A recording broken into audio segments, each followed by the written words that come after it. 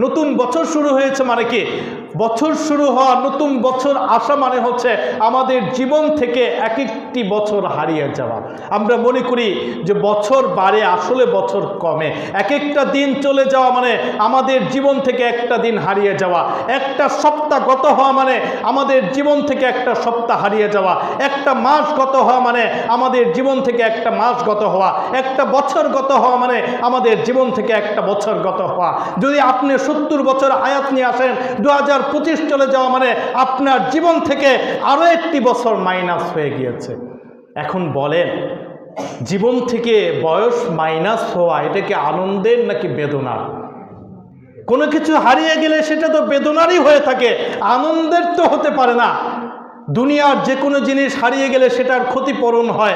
গাড়ি হারিয়ে গেলে গাড়ি ক্রয় করা যায়, বাড়ি ভেঙে গেলে নতুন করে বাড়ি নির্মাণ করা যায়, টাকা হারিয়ে গেলে নতুন করে আয় করা যায়। কিন্তু জীবনের যে হায়াত, এক একটা দিন, এক একটা সময়, এক একটা ক্ষণ, এটা এমন অমূল্য সম্পদ যে এটাকে কোনোভাবে ফিরিয়ে আনা যায় না। জীবনকে, হায়াতকে, সময়কে, কালকে এটার কোনো ক্ষতিপূরণ হয় না। তা আমাদের জীবন থেকে একটি দিন চলে গিয়েছে, একটি বছর চলে গিয়েছে, 2025 চলে গিয়েছে মানে আমাদের জীবন থেকে 2025 হারিয়ে গিয়েছে। সামনে আবারও হয়তো 25 আসবে, 2125 আসবে, আমাদের কোনো অস্তিত্ব তখন পৃথিবীতে থাকবে না।